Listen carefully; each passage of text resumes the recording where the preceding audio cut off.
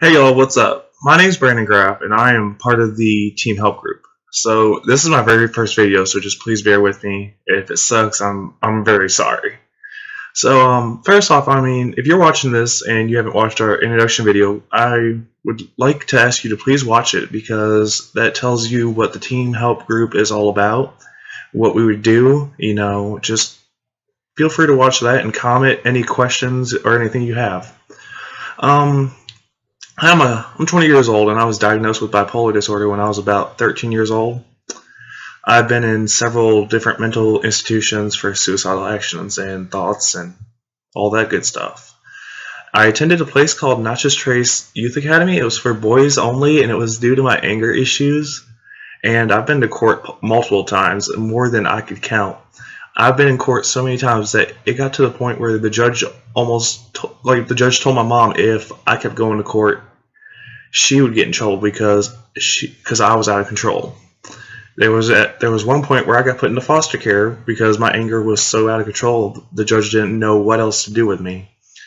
So, I've lost a lot of friends due to me being bipolar, and it really does suck because people in this world they judge you.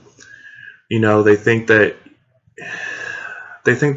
just because you're bipolar, just because you're ADD, ADHD, autistic, whatever, that you are different. But I'm here to tell you that you're not.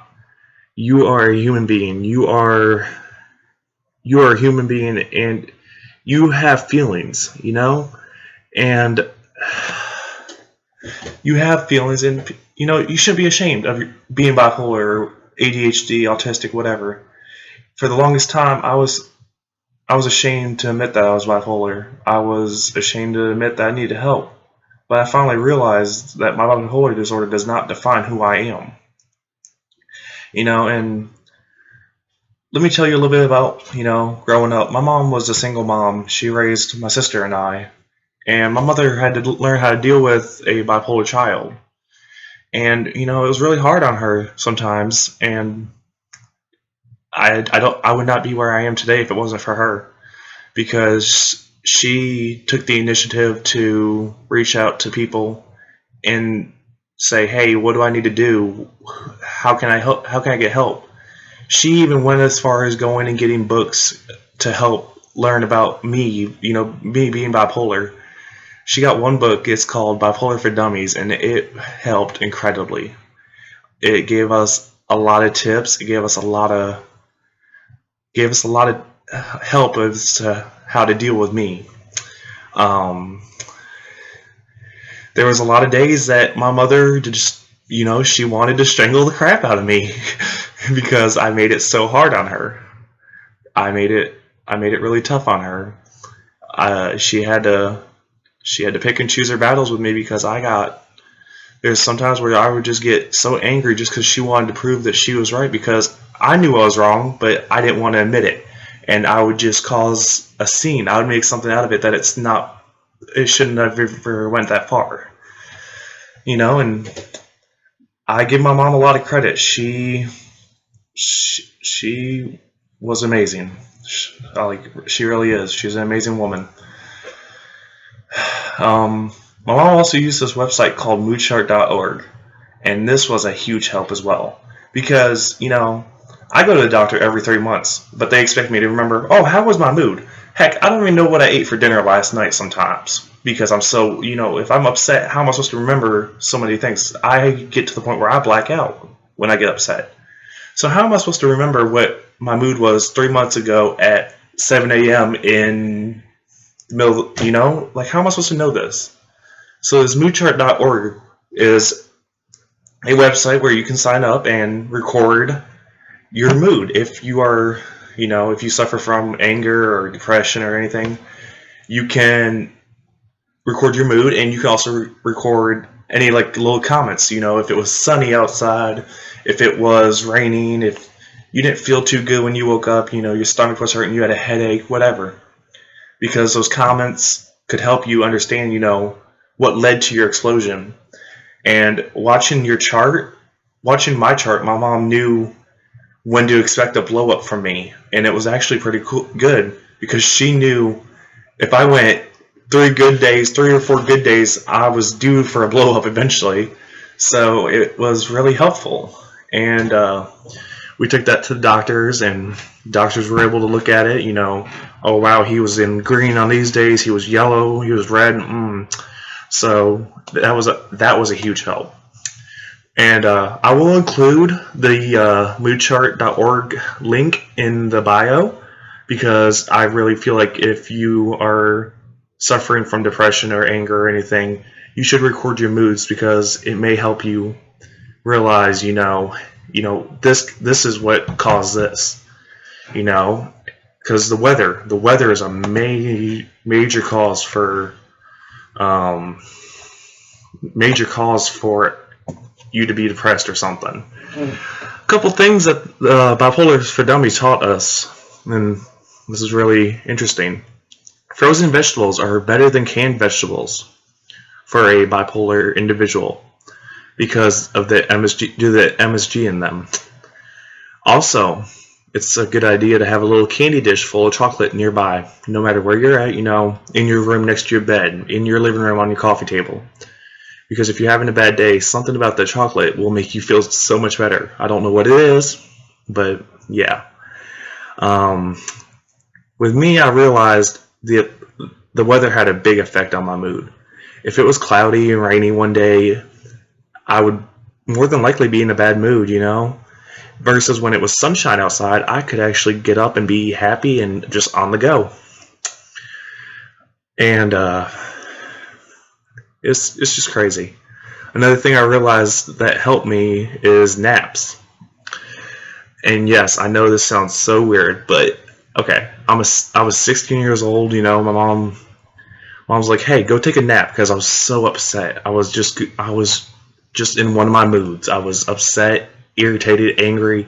I was snappy. She's like, "Go take a nap." I'm sitting here, I'm thinking to myself, why the hell are you telling me to go take a nap? I am 16 years old. I do not need to be treated like a baby. That's what I thought at the time. But I realized quick that actually did help. It's not that you are getting treated like a baby. Naps do help you feel better, because you can go to sleep, clear your mind, and wake up, and the best thing to do is just move on. Don't even revisit the situation. Just move right on by it. Document your situation, but don't revisit it, because it's only going to lead to bigger things, and it's going to make it escalate to something that doesn't even need to be escalated to. And you want to avoid all confrontation if possible, because that's the worst thing you can do, is just keep by it.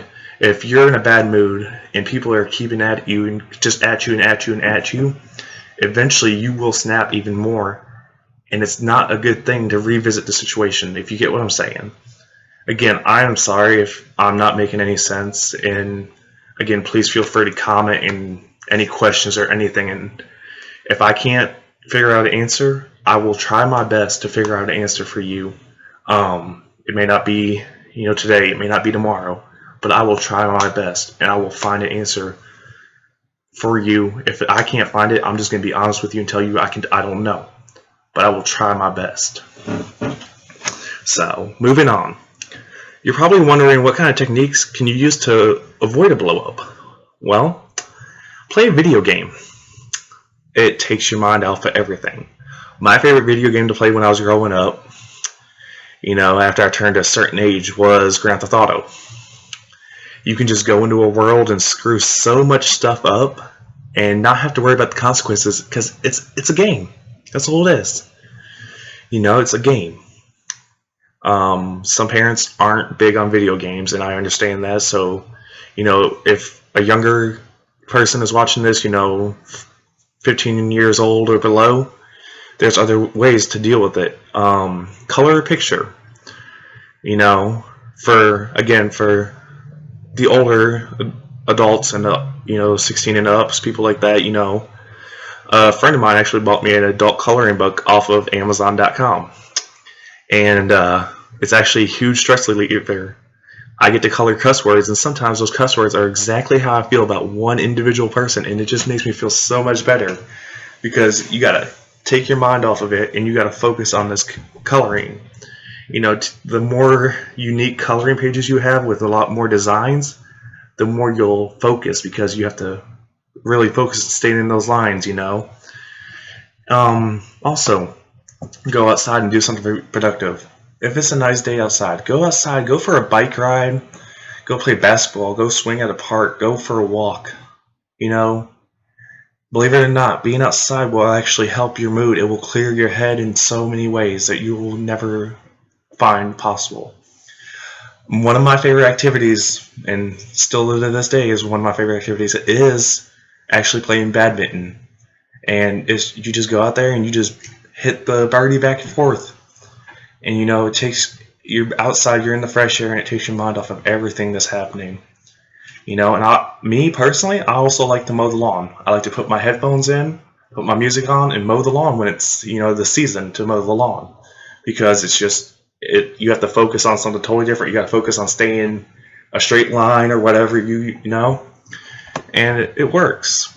Also, if you enjoy writing, write poetry or write a story. If somebody makes you mad, just sit down and write a story about how they made you feel, and make that into a story. Be like, once upon a time there was this dude that got on my nerves every day. Whatever. Just make up a story. You don't have to put the people's names in it. Make up characters and just let your feelings out into a story. It really will help. Me personally, me writing my feelings down doesn't help. I'm more of a verbal person, and that's how I get my feelings out, because it's through verbal, but it's not always the best choice. That's why I'm giving you other techniques to go about. Listen to music. Music is a major, major part of my life. I listen to all sorts of music, now. I used to only listen to country music, but now I'm trying to, fill my mind with other music too as well, I guess is what I'm trying to say. It helps me so much. I get upset, I put my headphones in, and it's just like I don't hear nobody else. I just hear the music going in my head, and I don't hear nobody else, and it makes me feel so much better. And after listening to music about 10-15 minutes, it helps. Where I go to school, I go to college, and it's horrible in the student lounge. People are so loud, and it gets on your nerves. Sometimes it's just better for me to put my music in, because I want to tell these people, I want to be like, shut up, just shut up, just shut. Like, I just want to scream, shut up. But you know what? I just shouldn't, because it's not nice. You have to be able to control yourself in an environment full of other people. So when you're in a situation like that, you just put your headphones in. I watch Netflix on my computer when I'm at school. I listen to music, just try to focus on something totally different than everybody else around me. So basically, I hope this video helped y'all somewhat. Whoever's watching this, it is my first video. It's kind of short. I'm sitting at 13 minutes and 30 seconds right now. Please feel free to leave comments and questions. If you guys have, if you guys want us to make a video about something, like if you are being bullied or you are suffering from major depression, like you need help, we are here to help. Now, I need to remind you that we are not medical professionals. We are just other human beings that have been where you are in life and want to share our experiences, try to help you and try to help others in life. Below in the bio, I'll also include our Facebook link, and our email. Also, again, the moodchart.org will be in there. And again, any questions, any comments, any concerns, email me, email us, message us on Facebook, comment it, whatever works for y'all. I really hope this helped you, and y'all have a great day. Thank you.